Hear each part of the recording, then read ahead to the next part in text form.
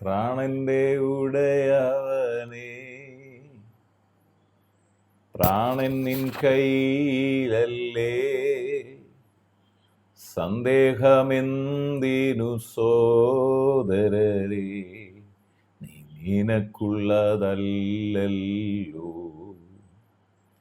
രോഗമേ എന്നുള്ളിലേശുണ്ട്, നിൻമുട്ടുമടക്കുവാൻ കൽപ്പിക്കുന്നു. കടഭാരമേ നീ എന്നെ തൊടുകയില്ല, യേശുവിൻ രക്തമെന്നാശ്രയം, രക്തമെൻ മറവിടമേ, രക്തമെൻ കോട്ടയുമേ, തിരുനീണത്താൽ എന്നെ വാങ്ങിയവൻ എൻ ഹൃദയത്തിൽ വസിക്കുന്നതാ. പ്രാണന്റെ ഉടയവനേ, പ്രാണൻ നിൻ കയ്യിലല്ലേ, സന്ദേഹമെന്തിനു സോദരനേ, നീ നിനക്കുള്ളതല്ലല്ലോ.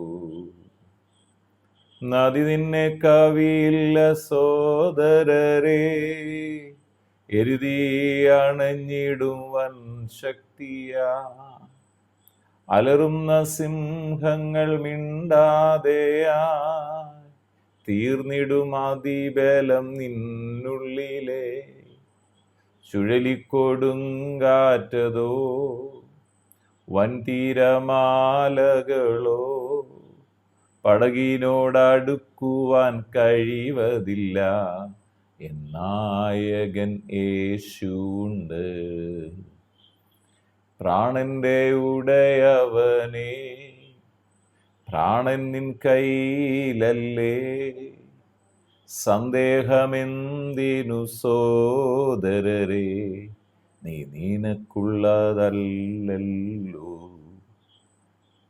സന്ദേഹമെന്തിനു സോദരരേ, നീ നിനക്കുള്ളതല്ലല്ലോ. വീണ്ടും വരുന്ന യേശു ക്രിസ്തുവിൻ നാമത്തിലുള്ള സ്നേഹവന്ദനങ്ങളെ എല്ലാ പ്രിയപ്പെട്ടവരെ ഈ സമയത്ത് അറിയിക്കുന്നു. ദൈവവചനം അത് ആഹാരമാകുന്നു, ദൈവവചനം അത് ജീവനാകുന്നു, അത് ഇരുവായ്ത്തലയുള്ള ഏതു വാളിനേക്കാൾ മൂർച്ചയേറിയതാണ്. ദൈവവചനത്തെക്കുറിച്ച് വിശുദ്ധ വേദപുസ്തകത്തിൽ ഒത്തിരി വിവേഷണം നൽകുന്നുണ്ട്. ദൈവവചനം വിത്താകുന്നു എന്ന് പറയുന്നുണ്ട്. ദൈവവചനം വിത്താണ്. ഇവിടെ കൊരിന്ത്യർക്ക് എഴുതിയ ലേഖനം 2 കൊരിന്ത്യർ 9:10 പറയണം, എന്നാൽ വിതയ്ക്കുന്നവന് വിത്തും ഭക്ഷിപ്പാൻ ആഹാരവും നൽകുന്നവൻ നിങ്ങളുടെ വിതയും നൽകി പൊലിപ്പിക്കുകയും നിങ്ങളുടെ നീതിയുടെ വിളവ് വർദ്ധിപ്പിക്കുകയും ചെയ്യും. അത് നമ്മൾ വിതയ്ക്കുന്നതിനെ കുറിച്ചാണ്. സാമ്പത്തികമായി അല്ലെങ്കിൽ ദൈവ കാര്യങ്ങൾക്ക് വേണ്ടി ദൈവത്തിൻ്റെ പരിശുദ്ധാത്മാവിൻ്റെ ആലോചന പ്രകാരം വിതയ്ക്കുമ്പോൾ, അത് ദൈവിക ശുശ്രൂഷയ്ക്ക് വേണ്ടിയൊക്കെ വിതയ്ക്കുമ്പോൾ അതിന് 100 മടങ്ങ്. അവിടെ എന്താ പറയുന്നത്? വിതയ്ക്കുന്നവന് വിത്തും ഭക്ഷിപ്പാൻ ആഹാരവും നൽകുന്നവൻ നിങ്ങളുടെ വിതയും നൽകി പൊലിപ്പിക്കുകയും നിങ്ങളുടെ നീതിയുടെ വിളവ്, ആ വിളവ് വർദ്ധിപ്പിക്കുകയും ചെയ്യും. ഒന്നും തീർന്നു പോകത്തില്ല. വിതയ്ക്കുമ്പോൾ എപ്പോഴും ഒന്നും തീരെയല്ല, വീണ്ടും ലഭിക്കുകയാണ് ചെയ്യും. വിതയ്ക്കുന്നവൻ്റെ ഉപമ യേശു കർത്താവ് പഠിപ്പിക്കുമ്പോൾ വിശുദ്ധ ലൂക്കോസ് എഴുതിയ സുവിശേഷം 8-ാം അധ്യായത്തിൽ നാം വായിക്കുമ്പോൾ അവിടെ പറയാണ്, 12-ാം വാക്യത്തിൽ പറയാണ്, വിത്ത് ദൈവവചനാണ്. അപ്പം വിതയെക്കുറിച്ച് പഠിപ്പിക്കുമ്പോൾ ദൈവവചനം വിത്താണ്. അത് യേശു കർത്താവ് നമ്മെ പഠിപ്പിക്കുന്നു. ഇത് ഹൃദയമെന്ന നിലത്തിൽ അത് വിതയ്ക്കുമ്പോൾ അത് ഏറ്റവും അനുഗ്രഹമായി മാറും. ദൈവത്തിന് നമ്മൾ ചെവി കൊണ്ടാണ് കേൾക്കുന്നെങ്കിലും വാസ്തവമായി ദൈവത്തിൻ്റെ വചനമാകുന്ന വിത്ത് ഹൃദയത്തിൻ്റെ മാംസപലകയിലാണ് ചെന്ന് പതിക്കുന്നത്. ഇവിടെ പറയാണ്, പിന്നെയും വലിയൊരു പുരുഷാരം, 4-ാം വാക്യം മുതൽ, ഓരോ പട്ടണത്തിൽ നിന്ന് അവൻ്റെ അടുക്കൽ വരുന്നതും ഒരുമിച്ച് കൂടിയപ്പോൾ അവൻ ഉപമകളായി അവരോട് പറഞ്ഞത്, എന്നിട്ട് കർത്താവ് പറയാണ്, വിതയ്ക്കുന്നവൻ വിതയ്ക്കാൻ പുറപ്പെട്ടു. വിതയ്ക്കുമ്പോൾ ചിലത് വഴിയരികെ വീണിട്ട് ചവിട്ടിപ്പോവുകയും ആകാശത്തിലെ പറവജാതി അതിനെ തിന്നുകളയുകയും ചെയ്തു. മറ്റ് ചിലത് പാറമേൽ വീണ് മുളച്ചു, നനവില്ലായകയാൽ ഉണങ്ങിപ്പോയി. മറ്റ് ചിലത് മുള്ളിനിടയിൽ വീണു, മുള്ളും കൂടെ മുളച്ച് അതിനെ ഞെരുക്കിക്കളഞ്ഞു. മറ്റ് ചിലത് നല്ല നിലത്ത് വീണു, മുളച്ചു, 100 മേനി ഫലം കൊടുത്തു. ഇത് പറഞ്ഞിട്ട് കേൾപ്പാൻ ചെവിയുള്ളവൻ കേൾക്കട്ടെ എന്ന് വിളിച്ചു പറഞ്ഞു. അപ്പോൾ 9-ാമത്തെ വാക്യമല്ല, അവൻ്റെ ശിഷ്യന്മാർ അവനോട് ഉപമകളായി ശിഷ്യന്മാർ അവനോട് ചോദിക്കുകയാണ്, ഈ ഉപമ എന്ത് എന്ന് ചോദിച്ചത്. യേശു കർത്താവ് പറഞ്ഞ മറുപടിയാണ്, ദൈവരാജ്യത്തിൻ്റെ മർമ്മങ്ങളെ അറിയുവാൻ നിങ്ങൾക്ക് വരം ലഭിച്ചിരിക്കുന്നു. ശേഷമുള്ളവർക്കോ കണ്ടിട്ടും കാണാതെ ഇരിപ്പാനും കേട്ടിട്ടും ഗ്രഹിക്കാതിരിപ്പാനും ഉപമകളത്രേ. എന്നിട്ട് പറയാണ്, ഉപമയുടെ പൊരുളോ, എൻ്റെ പൊരുൾ പറയാണ്. എന്താണ് ഉപമയുടെ പൊരുൾ? വിത്ത് ദൈവവചനം. യേശു കർത്താവ് പറയാണ്, നാം പറയുന്ന വചനം അതൊരു വിത്താണ് എന്ന് പറഞ്ഞാൽ, നമുക്കറിയാം ഒരു വിത്ത് വിതയ്ക്കുമ്പം അത് നിലത്തിൽ വിതയ്ക്കുമ്പോൾ കാലാവസ്ഥ അനുകൂലമായി വെള്ളവും ഇതുമൊക്കെ ലഭിക്കുമ്പോൾ അത് വളർന്ന് വലിയ വൃക്ഷമായി മാറും.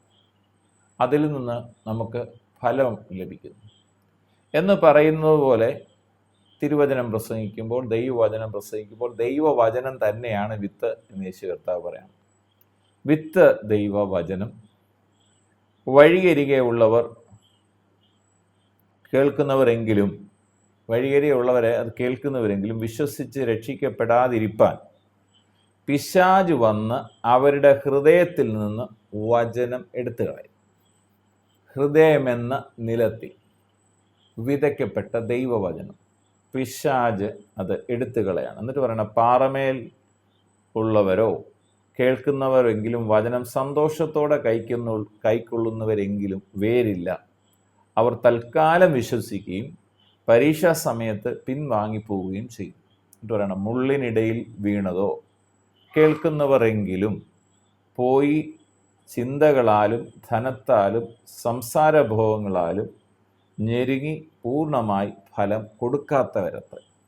എന്നിട്ട് പറയണം, നല്ല മണ്ണിലുള്ളതോ വചനം കേട്ട്. നല്ല മണ്ണ് അത് ഹൃദയമാണ്, നമ്മുടെ നല്ല മണ്ണ്. വചനമാണ് വിത്ത്. ഇവിടെ പറയാണ്, നല്ല മണ്ണിലുള്ളതോ വചനം കേട്ട് ഗുണമുള്ള നല്ല ഹൃദയത്തിൽ സംഗ്രഹിച്ച് ക്ഷമയോടെ ഫലം കൊടുക്കുന്നവർ തന്നെ. അപ്പം ദൈവവചനം വിത്താണ്, അത് കേൾക്കണം. നമ്മൾ ചെവി കൊണ്ട് മാത്രമല്ല കേൾക്കുന്നത്, നമ്മുടെ ഹൃദയത്തിൻ്റെ നല്ല മനസ്സാക്ഷിയോട്, നല്ല ഹൃദയത്തോടെ ദൈവവചനം കേൾക്കണം, അത് ഏറ്റെടുക്കണം. അപ്പോൾ എന്താ സംഭവിക്കുന്നത്? നല്ല മണ്ണിലുള്ളതോ എന്ന് വെച്ചാൽ, നല്ല മണ്ണ് എന്താണ്? ഹൃദയമാ, ആ നിലം. ആ മണ്ണിലുള്ളത് എന്താ സംഭവിക്കുന്നത്? വചനം കേട്ട് ഗുണമുള്ള നല്ല ഹൃദയത്തിൽ സംഗ്രഹിച്ച് ക്ഷമയോടെ ഫലം കൊടുക്കുന്നവർ. ദൈവത്തിൻ്റെ പരിശുദ്ധാത്മാവ് നമ്മളെയും ദൈവവചനം കേട്ടുക മാത്രമല്ല, അത് ചെയ്യുന്നവരായി തീരാൻ സഹായിക്കട്ടെ. ദൈവവചനം കേൾക്കുന്നത്, ദൈവവചനം വിത്താണ്. അത് നമ്മുടെ ഹൃദയത്തിലെ മാംസപ്പലകിൽ നല്ല നിലത്ത് വീഴട്ടെ. കേട്ട് ഹൃദയത്തിൽ അത് സംഗ്രഹിച്ച് ക്ഷമയോടെ ഫലം കൊടുക്കുവാൻ ദൈവത്തിൻ്റെ പരിശുദ്ധാത്മാവ് നമ്മെ സഹായിക്കുമാറാകട്ടെ. പിതാവെ, പ്രാർത്ഥിക്കുന്നു, ദൈവത്തിൻ്റെ വചനം അത് വിത്താണെന്ന് ഞങ്ങളുടെ പരിശുദ്ധാത്മാവ് ഇടപെട്ടതിനായി സ്തോത്രം. ആ വിത്ത് ദൈവവചനമായിരിക്കുമ്പോൾ തന്നെ ഹൃദയം എന്നത് നല്ല നിലമായി ഞങ്ങളുടെ ഹൃദയങ്ങളെ ഒരുക്കി ദൈവവചനം കേൾക്കാൻ, കേട്ട് നല്ല ഹൃദയത്തിൽ സംഗ്രഹിച്ച് ക്ഷമയോടെ ഫലം പുറപ്പെടുവിക്കുന്നവരായി തീരാൻ ദൈവത്തിൻ്റെ പരിശുദ്ധാത്മാവ് ഞങ്ങളെ ഓരോരുത്തരെയും സഹായിക്കണം. ഇന്ന് കേൾക്കുന്ന ദൈവവചനത്തിലൂടെ, കേൾക്കുന്ന ദൈവവചനത്തിൽ മാറ്റേണ്ട കാര്യങ്ങൾ മാറ്റാനും, ഉപേക്ഷിക്കേണ്ട കാര്യങ്ങൾ ഉപേക്ഷിക്കാൻ, അനുസരിക്കേണ്ട കാര്യങ്ങൾ അനുസരിക്കാൻ, ദൈവവചനം കേട്ട് അനുസരിച്ച് നല്ല ഹൃദയത്തോടെ അത് സംഗ്രഹിച്ച് ക്ഷമയോടെ ഫലം കൊടുക്കുക. ഞങ്ങളെ ഓരോരുത്തരെയും സഹായിക്കണമേ എന്ന് പ്രാർത്ഥന. എന്നെ കേൾക്കുന്ന രോഗികൾ യേശു ക്രിസ്തുവിൻ്റെ അടിപ്പിണരാൽ സൗഖ്യം പ്രാപിക്കട്ടെ. ഹൃദയഭാരങ്ങൾ മാറിപ്പോകട്ടെ, ആകുല ചിന്തകൾ മാറട്ടെ, ഭയങ്ങൾ മാറിപ്പോകട്ടെ.